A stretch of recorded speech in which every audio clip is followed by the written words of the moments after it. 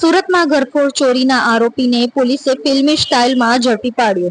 ગત તારીખ 4 જૂનના રોજ અમરોલી વિસ્તારમાં ઘરફોડ ચોરીની ઘટના બની હતી. આ ઘરફોડ ચોરીનો 20 વર્ષીય આરોપી મુકેશ ઉર્ફે લાલુ ધીરુભાઈ સરવૈયા અમરોલી વિસ્તારમાં ફરતો હોવાની પોલીસને બાતમી મળી હતી. સુરત પોલીસ આ આરોપીને પકડવા અમરોલી વિસ્તારમાં પહોંચી અને આરોપીને ઝડપી પાડ્યો હતો. પોલીસ આરોપીને લઈ કોઝવે પાસેથી પસાર થઈ રહ્યા હતા ત્યારે પોલીસથી બચવા આરોપી તકનો લાભ લઈ તાપી નદીમાં કૂદી પડ્યો, જેથી નદીમાં કૂદકો માર્યા બાદ આરોપી તાપી નદીમાં વચ્ચે ફસાયો હતો, જેથી પોલીસે આરોપીને પકડવા ફાયર વિભાગને જાણ કરી.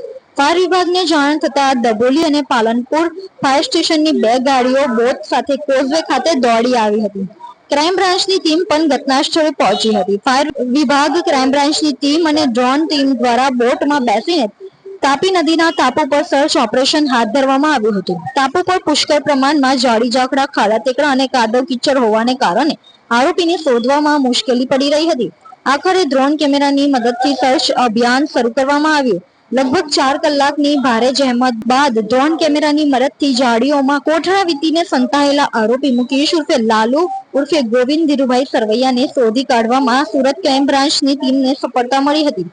ફાયર વિભાગ, ક્રાઇમ બ્રાન્ચ તથા સ્થાનિક પોલીસ તેમજ ડ્રોનની મદદથી આરોપીને ફિલ્મી સ્ટાઇલમાં પોલીસે ઝડપી પાડ્યો હતો. પોલીસે આરોપીની ધરપકડ કરી આરોપી પાસેથી ચોરીનો મુદ્દામાલ જપ્ત કર્યો. હાલ પોલીસે આરોપીની ધરપકડ કરી કાયદેસરની કાર્યવાહી હાથ ધરી છે. 4 જૂનના રોજ અમરોલી છાપરાભાઠા વિસ્તારમાં દિવસના સમય દરમિયાન એક ઘરનું તાળું તોડી એમના ઘરમાંથી 4 તોલા જેટલું સોનું, જેમાં 2 તોલાની ચેન, 1 તોલાની વીંટી અને ચાંદીના વાસણોની ચોરી થયેલી હતી. આ ઘરફોડના અનુસંધાને સુરત ક્રાઇમ બ્રાન્ચની ટીમના પોલીસ ઇન્સ્પેક્ટર SN પરમાર, મહિલા વગેરે લોકો તપાસમાં હતા. દરમિયાનમાં એમને માહિતી મળી હતી કે મુકેશ ઉર્ફે લાલુ ગોવિંદભાઈ ધીરુભાઈ સરવૈયા, જે મૂળ સુરેન્દ્રનગરનો રહેવાસી છે, 2 વર્ષથી અહીંયા રહે છે, એ આ ગુનામાં સંડોવાયેલા છે. આ બાતમી આધારે રાંદેર કોઝવે પાસે, સિંગલપુર કોઝવે પાસે પોલીસની ટીમ એની વોચમાં હતી. તો એ પોલીસને જોઈ બાઇક મૂકી અને તાપી નદીમાં કૂદી ગયો હતો ગઈકાલે સાંજે બપોરે 3-1 વાગે. આ નદીમાં કૂદ્યા પછી ક્રાઇમ બ્રાન્ચની ટીમ દ્વારા તરત SMCના ફાયર ડિપાર્ટમેન્ટને બોલાવવામાં આવ્યો હતો. એમ્બ્યુલન્સ અને ડ્રોન વગેરેની તરત મદદ લેવામાં આવી હતી અને પોલીસની વિવિધ ટીમો દ્વારા એ સ્વિમિંગ કરી અને તરીને એક બેટમાં જતો રહ્યો હતો, જ્યાં ખૂબ જાડી ઝાખરા, કીચડ વગેરે હતું.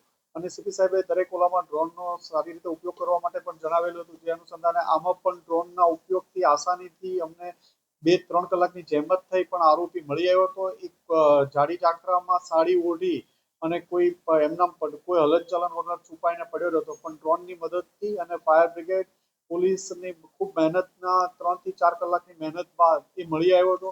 એની પાસેથી આ તમામ ઓર્નામેન્ટ્સ કબજે કરવામાં આવ્યા છે અને આગળની વધુ તપાસ માટે અમરોલી પોલીસ સ્ટેશનમાં સોંપવામાં આવ્યા છે.